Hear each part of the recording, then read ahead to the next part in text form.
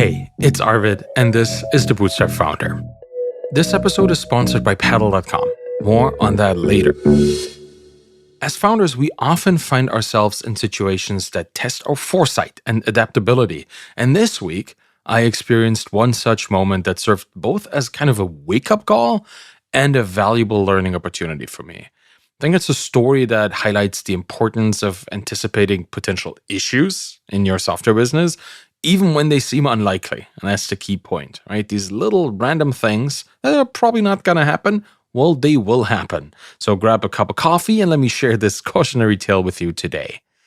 It all started with a user of Podscan, my podcast monitoring service, and Podscan sends out email notifications whenever certain words, keywords, or phrases are mentioned in the podcast. So for most users, this means a handful of emails a day, maybe a dozen if they are tracking popular terms in their niche. But this particular user, well, they decided to set up alerts for words like Google and India and America. I don't know why, but they did. Now, if you're thinking, wow, that is going to generate a lot of emails, you are absolutely right. And that's exactly what happened. Within a couple days, this single user was receiving thousands of emails daily. Sometimes, I think 5,000 emails a day was a lot. To put this into perspective, most users really get a dozen notifications a day. And most of those who do have set it so that they get summary emails instead of getting individual notifications. But this user was getting more in an hour than others would get in a month. And they did not change that particular setting. And I didn't change it for them because, we'll get to that. At first, I didn't realize what was happening. It wasn't until my email provider actually slammed on the brakes that I understood the magnitude of this whole situation. They cut off my email sending capabilities entirely. And they cited concerns about server deliverability issues. And suddenly I couldn't send any emails at all, not even critical ones like login verifications or password reset emails. And my initial reaction, well, I was frustrated. I thought, hey, I'm paying you to send these emails. Why are you cutting me off? And I think I tweeted about it too. I didn't say who it was, but I did. And as I dug deeper, the reality of the situation became clear. This wasn't just a technical issue or some business choice from the email provider that I was using. It was a potential threat to the reputation of my entire domain, and it was my fault. The consequences of this incident were far-reaching from the start.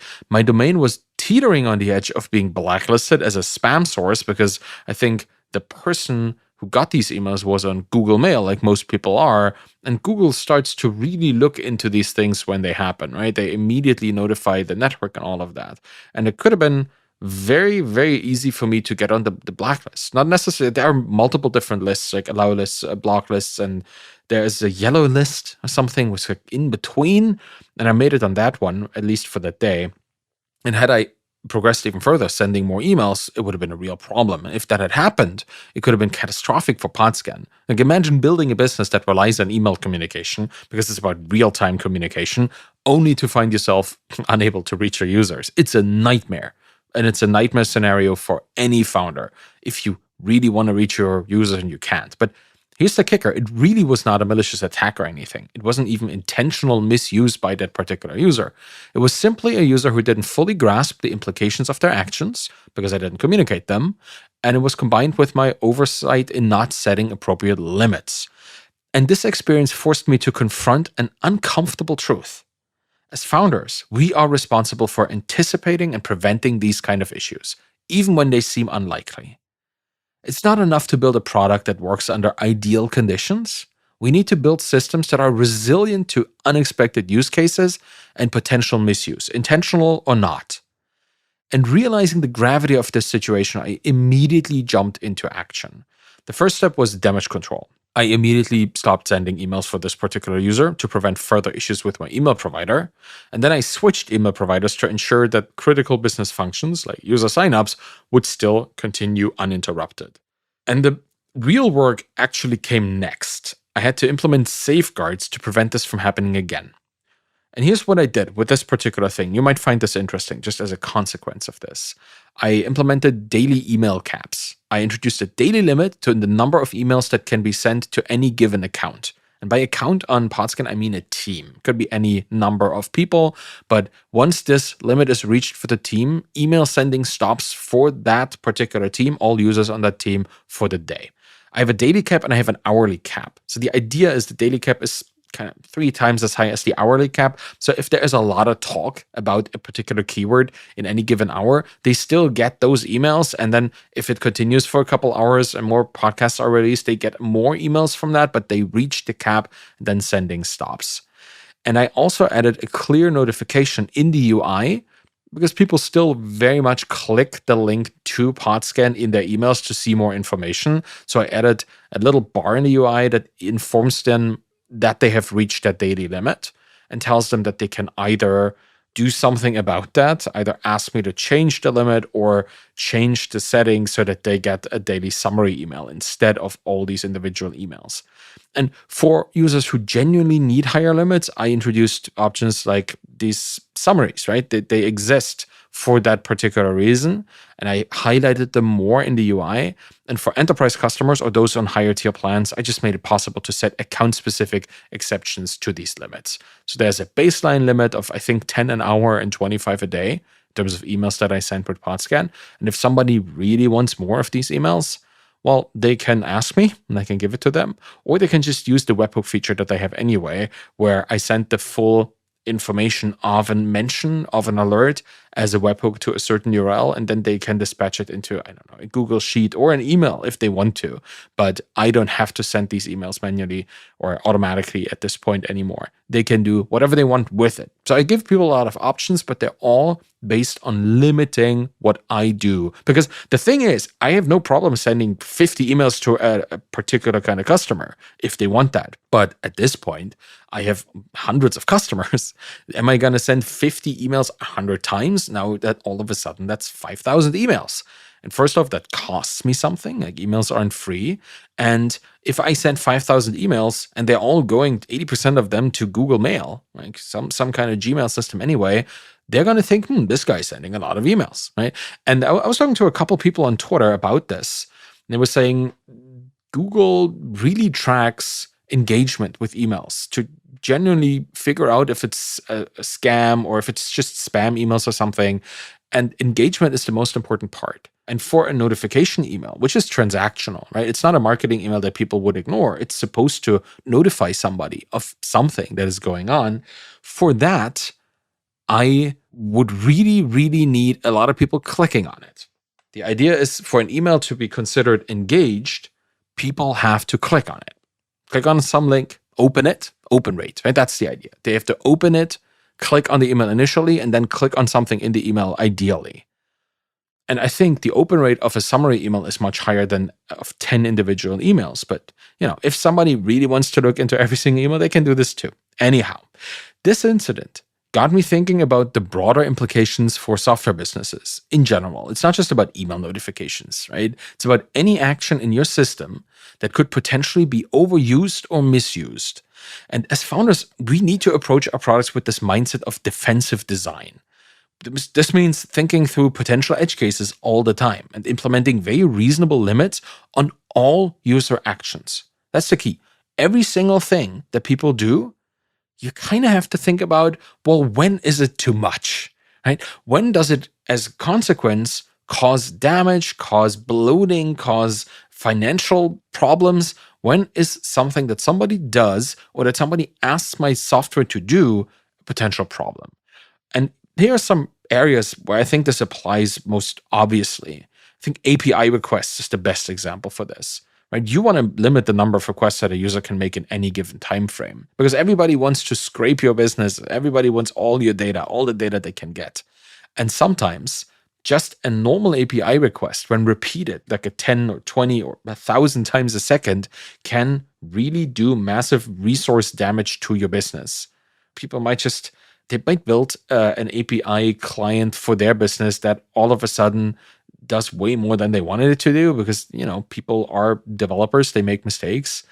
And you need to preempt this by saying you get 60 requests a minute. That's 1 a second. That means if you really want to go super hard for, 4 seconds, sending 15 requests each, fine with me. But after that, you're going to get 429. HTTP response, just to say, hey, here's how much you have per minute, here's how much you used, deal with this.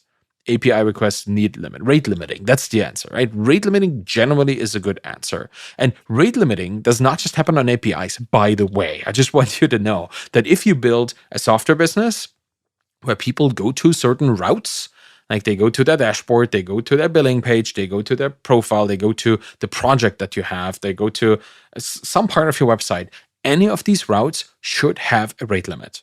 That is very, very important. First off, if you have any kind of directory of data, people would like to scrape it. Like Podscan in particular lists all the podcasts and all the episodes. Like to somebody else, this might be very interesting, right? It's very interesting to scrape and do whatever they want with it. I mean, they could just get it from the API if they wanted to, and they could just ask me and I could give them an export, sell them like a full-on SQL file or something with all the data in it. But, people are interested in building their own solutions. So any part of your website could potentially be scraped by an automated system. And to prevent this from happening, I would highly recommend setting reasonable limits on all page views on your website.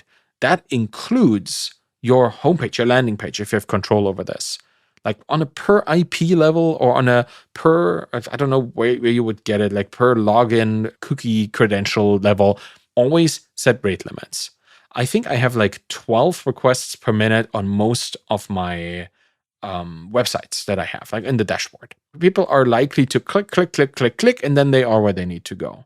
And maybe it's 20 or maybe it's 30 clicks, but they will see, okay, I clicked too much. Let me just wait for a second. This is still better than having somebody scrape my entire database and siphoning off massive amounts of value. That's defensive design.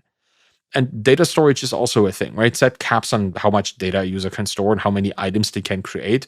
To me, this is important because it's part of my tiering system for my pricing. But generally, it would be good to have at least a notion of when somebody is completely using way more data than you thought they would, right? If you assume that a user in your business, of your particular SaaS business, has like up to 5 projects, or has a project with a couple items in it, then if you see somebody who has 50,000 projects, something is going on, right? There should be a limit there, soft or hard. A soft limit is when you reach it, you get a notification. A hard limit is when you reach it, you can't do more, but have a limit in place.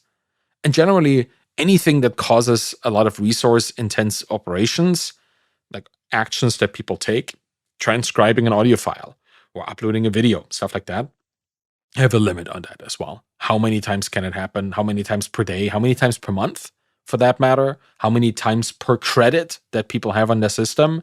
You always should have a limit. Any action should have a limit. But it's not just about setting limits. It's about creating a system that then gracefully handles these limits when they're reached. And I think this includes very clear communication to users when they are approaching that limit or have reached it.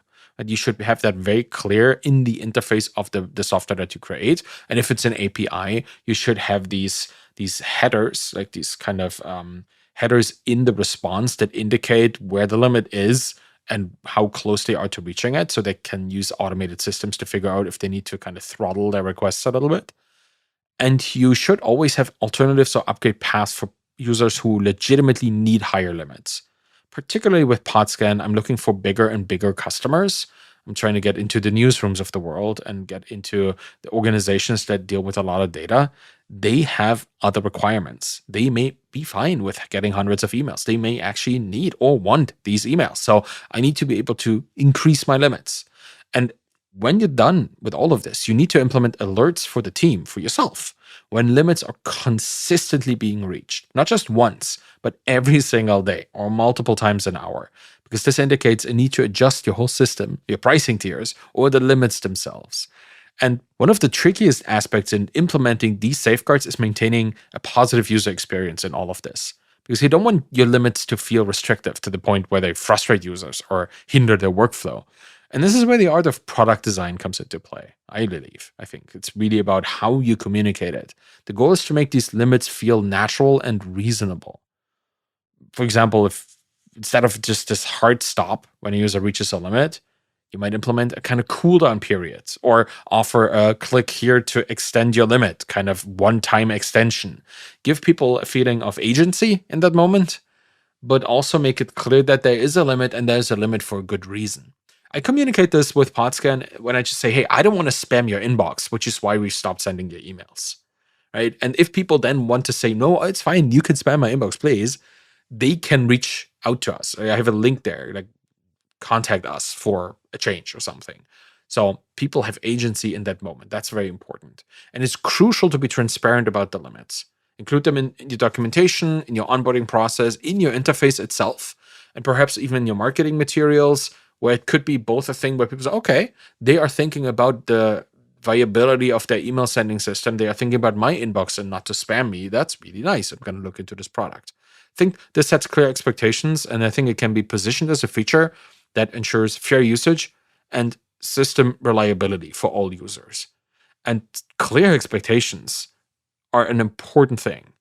They are also very critical for your payment provider, which is why I want to give a quick shout out to paddle.com, the sponsor for this episode. I used to cobble together my own solutions in the past when it came to payment. I used like APIs from all kinds of services, building my own UI or buying some UI out there and kind of putting it all together because I thought I knew what a good billing portal looks like, but I had no idea what people really needed. And that's, I guess, the founder's curse. We think we know until the reality of the market hits us right in the face with real user behavior. So if you would like to be hit in the face less and instead enjoy working on your actual business, look into Paddle as your payment solution. I run it on several of my products because it's easy to integrate and it takes care of a whole lot of things other payment providers don't. Paddle handles taxes, invoicing, and their billing portal is a beautiful and highly converting piece of technology that you can just plug into your SaaS and use right away. So check out paddle.com. It's going to give you peace of mind and drive your revenue. And that's what a founder wants. As I worked through my challenge over the last few days with this email thing and everything beyond, I couldn't help but think of other examples in the tech world where similar issues have arisen. I think as I am very active on Twitter and active in the Twitter developer community, I've been following the whole situation, let's call it that, with access to the Twitter API as an example here. Twitter in the past, and I mean like pre-Musk, has constantly evolved their access tiers, the limits, and all of that to balance providing value to developers and protecting the system from abuse. Was always a struggle, and they always had a lot of bots. They always had a lot of people who just played around with it and did weird stuff. So you could always see these limits changing. And then, and this is now the Elon Musk era of Twitter ownership, they comically exploded most businesses that were built on the API by making it cost $42,000 a month. That was weird. And it was kind of painful to see. The developer community did not like that at all. But I bet there was a reason to make access harder. Maybe not $42,000 worth of harder, but I've seen fewer scammy build your own audience automatically tools around. I think that's a good thing. So in a way, as much as it was painful for a lot of entrepreneurs to not be able to build tools on top of an API that was easily accessible anymore, these limits, and I don't mean like rate limits here, I mean like financial access limits, did impact the quality of tools built on top of the Twitter API. Out of the tools that can actually afford it, that were making enough revenue to be able to pay this horrendous fee, the ones that are still sticking around, well, they really need to make it work because they need to pay a lot of money to Twitter, or to X at this point. It's very interesting, right? Like you set limits and this changes the way that people use your product.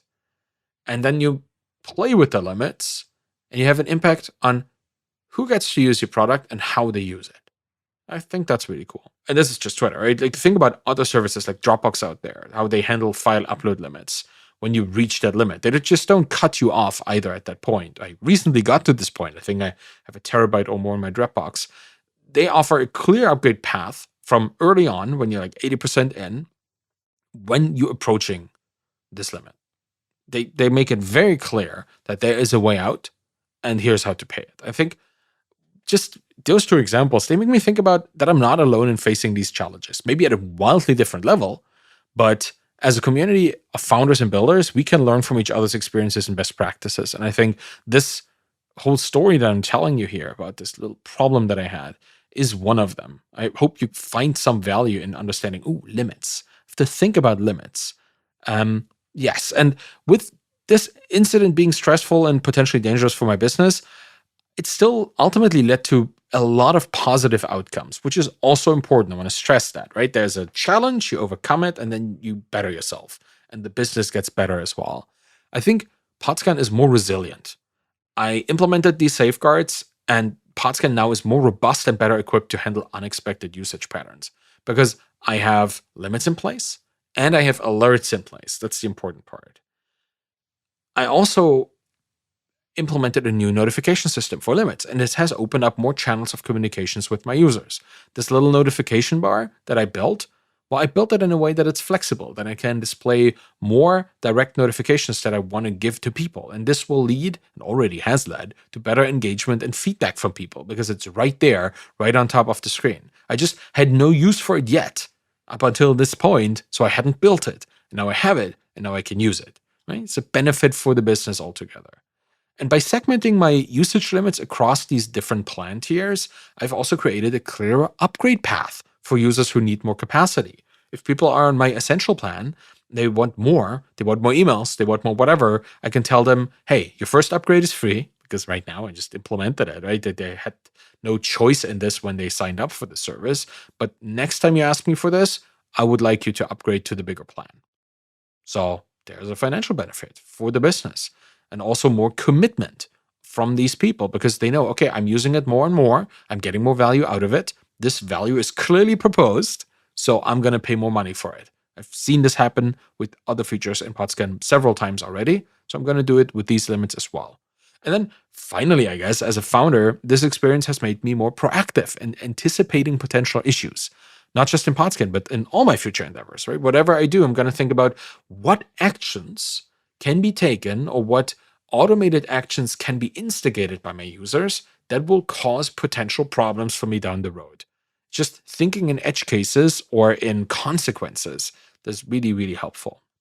So, as I wrap up the story, I guess I want to leave you with a few takeaways. First one is always anticipate the unexpected. That's what entrepreneurship is. Always be thinking about how your system could be used or misused, intentionally or unintentionally, by negligence, really, in ways you didn't initially envision. Like, I did not think that somebody would put up an alert for the word Google. Like, who does this? I mean, this user did. And they probably just wanted to check it out, wanted to see like how many results there would be or whatever. I haven't talked to them about it. I've just like, made a couple changes to make it more feasible. But like, there are so many podcasts every given day. There's 50,000 podcasts that come in. Like, there's thousands of them where people just say, hey, I Googled this, or then I went on Google. So it will be triggered. You have to think about data avalanches. And yeah, should have thought about it earlier. And I think that's another point. Like, you have to implement these safeguards very early. Don't wait for a crisis to put limits or protections in place. I think it's much easier to relax limits than to impose them after an issue arises. And also, like, particularly if people pay for your business, it always kind of stings a little bit if a new limit is added on top of what you thought was unlimited. You might want to set these limits from the start to just be clear. And you have to be transparent with your users about limits and restrictions. Clear communication can turn a potential point of frustration like this into an opportunity for engagement. Hey, I reached my 25 emails a day. Very cool. Could I maybe refine my keywords a little bit so I get fewer notifications? Or could we turn this into a summary? Like, all of these are communication opportunities that I have with my customers now. When they see this little bar, little banner, and they see, okay, I'm getting too many emails. What can we do? And just stay flexible. Be prepared to adjust your limits and your policies as your product and user base evolves. What works today might not be sufficient tomorrow. And I hinted at this earlier, right? If I go into bigger customers, if I go into more enterprise, then I have maybe fewer customers, but they're bigger. So I can relax my limits. So they overall I sent the same amount of emails, but it's just on more per customer of a basis. The idea is, if you go into different markets with different expectations, your initial assumptions need to also change. And the consequences of these assumptions, the limits that you set, need to change as well.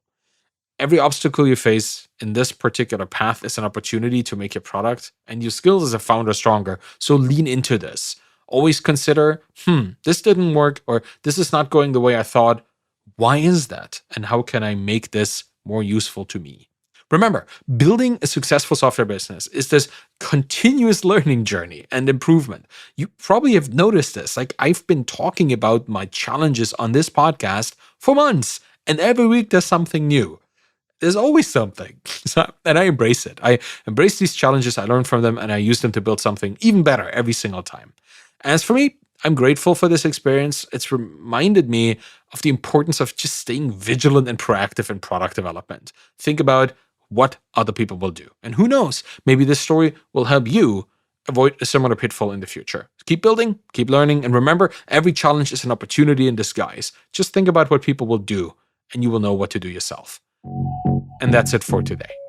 Thank you for listening to The Bootstrapped Founder. You can find me on Twitter at Arvidkahl, ARVIDKAHL. You find my books in my Twitter course there too.